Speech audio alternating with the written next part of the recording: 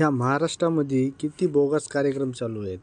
आता वरून एक नवीन बोगस कार्यक्रम म्हणजेच त्या महसूल विभागामध्ये दिव्यांग विभागामध्ये 22 पैकी 7 जणांनी डुप्लिकेट सर्टिफिकेट काढले दिव्यांगचं. विचार करा कसला कार्यक्रम चालू आहे महाराष्ट्रामध्ये.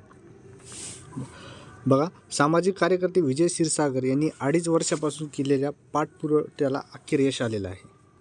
बोगस प्रमाणपत्राद्वारे शासनाची फसवणूक करणाऱ्या महसूल कर्मचाऱ्यांचे पितळ उघड झाले आहे. दिव्यांगाच्या हक्कावर उघडपणे डाका टाकून काही महाभागांनी त्यांची जागा शासकीय नोकऱ्या लाटल्या आहेत. एवढेच नाही तर त्यांना पदोन्नतीसुद्धा मिळालेली आहे. भंडारा जिल्ह्यात असलेल्या बोगस दिव्यांग प्रमाणपत्राच्या आधारे शासन सेवेत कार्यरत असलेले काही अधिकारी आणि कर्मचाऱ्यांना बधीर, आंधळेपणाचा तसेच अपंगत्वाचा इतर प्रमाणपत्राचा गैरवापर करून महाराष्ट्र शासन सेवेमध्ये बोगस दिव्यांग प्रमाणपत्र सादर केलं. असे बोगस प्रमाणपत्र सादर करून शासनास दिशाभूल करणाऱ्या जिल्ह्यातील महसूल विभाग कार्य करत असलेले कर्मचारी नागपूर वैद्यकीय बोर्डामार्फत पुनर्तपासणी व कारवाई करण्याची मागणी सामाजिक कार्यकर्ते विजय क्षीरसागर यांनी मागील 2.5 वर्षापासून धरून धरली.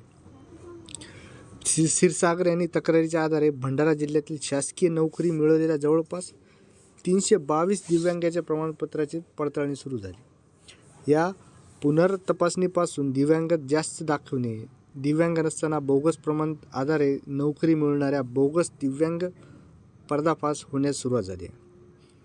पाठपुराव्यानंतर जिल्ह्यात महसूल विभागात कार्यरत असलेल्या 22 पैकी 7 जणांचे दिव्यांगाचे बोगस प्रमाणपत्र सादर केल्याचे दिसून आले आहे. बोगस दिव्यांगातील मागील 2 वर्षापासून वरिष्ठांच्या अनेक पत्राच्या केऱ्याची टोपली दाखवत लपंडावाचा खेळ खेळत बोगस दिव्यांग प्रमाणपत्राच्या आधारे मागील 10 ते 15 वर्षापासून महसूल विभाग शासन सेवेत तब्बल 25 संशयित शासकीय सेवांचा लाभ व पदोन्नती घेतली. या सर्व संशयित बोगस दिव्यांगाला नागपूर वैद्यकीय बोर्डामार्फत पुनर्तपासणी करण्याच्या संदर्भाने मागील 2 वर्षापासून लिखित तक्रार विजय क्षीरसागर यांनी राज्याच्या मुख्य सचिवांना व संपूर्ण शासकीय यंत्रणेला केली होती. मात्र जिल्हा प्रशासनाने जाणीवपूर्वक काही बोगस दिव्यांगांना पाठीशी घालण्याचा आणि जिल्हा रुग्णालय याची पडताळणी केली. सर्व संशयित बोगस दिव्यांग जिल्हा रुग्णालय थातूर-मातूर तपासण्या व सेटिंग प्रणाली करून पांघरून टाकण्याचा प्रयत्न सुरू होता. या दरम्यान निवासी उपजिल्हाधिकारी यांनी देखील या बनावटीचा पाठराखण करत भंडाऱ्यात 1 ऑगस्टपासून महसूल मंत्री बावनकुळे यांनी आढावा बैठक घेतली. यावेळी या प्रकरणाची तक्रार सर्व पुराव्यानिशी सादर करण्यात आली. त्यावर मंत्री बावनकुळे यांनी तात्काळ नागपूर वैद्यकीय बोर्डातून तपासणी करून कारवाईचे निर्देशन दिले. त्यानुसार कलेक्टर भंडारा यांनी सर्व 25 संशयितांना नागपूर वैद्यकीय बोर्डाकडे तपासणीसाठी पाठवले.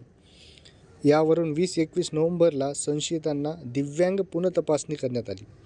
एकूण 25 कर्मचाऱ्यांपैकी नागपूर मेडिकल बोर्डात 22 संशयितांची हजेरी लावून तपासणी केली. नागपूर मेडिकल बोर्डाने सर्व संशयितांना प्रवर्गनिहाय म्हणजेच वैद्यकीय तपासणी करून त्याबाबत सविस्तर अहवाल 30 जानेवारी 2026 जिल्हाधिकारी भंडारा यांच्या इथे प्राप्त झाला. अहवालात 22 पैकी तपासणी झाली तर 3 कर्मचाऱ्यांना तपासणीसाठी पाठवण्याचे नमूद केले. एकूण 22 कर्मचाऱ्यांच्या तपासणी निष्क्रिय अपंग प्रवर्ग 40% खाली एकूण 7 कर्मचाऱ्यांचे नमूद झाले आहे.